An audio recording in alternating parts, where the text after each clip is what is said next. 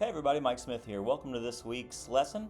I'm at First Presbyterian in downtown Huntsville. I was going to be the main part of the church. However, the organist is practicing and she sounds amazing. But I tried recording inside the church in one of the pews, but she was just rocking it way too hard. So she is amazing, and I'm actually down here by the stairwell, and we're going to go on with today's lesson. We're going to cover the divine into one of the most transformational moments in church history, the Reformation, and its powerful counterpart, the Catholic Counter-Reformation. And understand, this isn't just about theology. It's about revolutions in power, the printing presses, and personal conviction. So buckle up, because from Martin Luther to the Council of Trent, the 16th and 17th centuries were full of sparks that ignited centuries of change. Here we go. First part, Luther's 95 Theses. Let's begin with Martin Luther. It's 1517 in Wittenberg, Germany.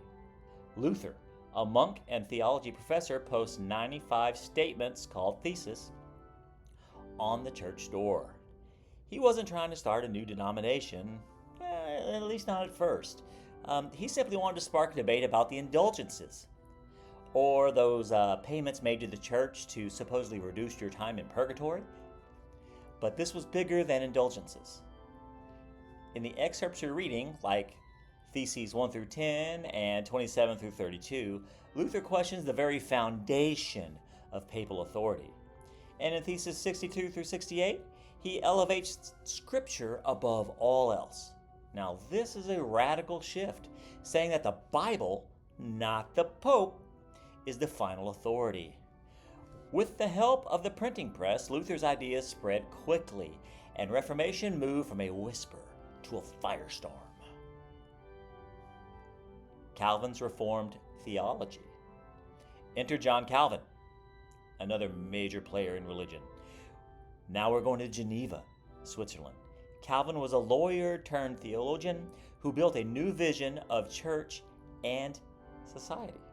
Calvin focused on God's sovereignty and the salvation by grace alone, through faith. But he didn't stop with his beliefs. He restructured the church itself. No bishops, no hierarchy, just the pastor and the elders accountable to the people.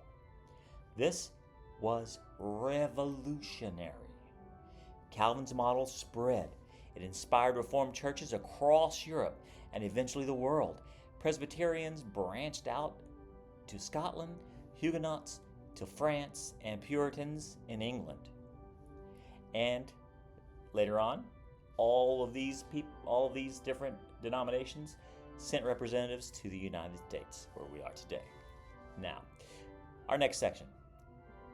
We're going to talk about the Catholics and the Catholic Counter-Reformation and the Council of Trent. So, how did the Catholic Church respond to Martin Luther and John Calvin? Well, in 1545, the church launched the Council of Trent. This was the beginning of what we now call the Counter-Reformation. The council didn't cave. It reaffirmed doctrines like papal authority, the sacraments, and the necessity of both faith and works. But it also cleaned house. It condemned corruption. It established seminaries to train priests. And new orders like the Jesuits led a Catholic revival in education and ministries. So, while the Protestants splintered into different churches, the Catholic Church became more centralized and more global. Next, religious warfare and the Peace of Westphalia. But this wasn't just a theological clash, it turned into actual warfare. As Europe divided along religious lines, Catholic and Protestant rulers went to war. The most famous of these was the 30 Years' War, which wasn't 30 years. We'll get there. The turning point, the Peace of Westphalia in 1648. Be sure to watch the video I added for this week's class on it this week. This treaty allowed princes to choose their own state religion and laid the foundation for religious tolerance in Europe. Because if you remember before, the Pope chose the religion, the Pope chose the leaders. Now it's in the hands of the citizens of those nations. It also marks the beginning of modern diplomacy and the decline of the church dominance in political life. Now, for this week's discussion, how did the Reformation and Counter-Reformation reshape authority within the Christian tradition? What I want you to do is I want you to think about how Scripture, tradition, and leadership shifted. Who had the final say? The post? The priest? The people? A combination? And don't forget your research paper. The annotated bibliography is due this week.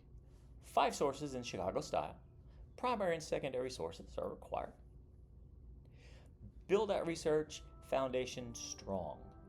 And if you don't know how to do an annotated bibliography, please search on YouTube. There's all kinds of things for an annotated bibliography.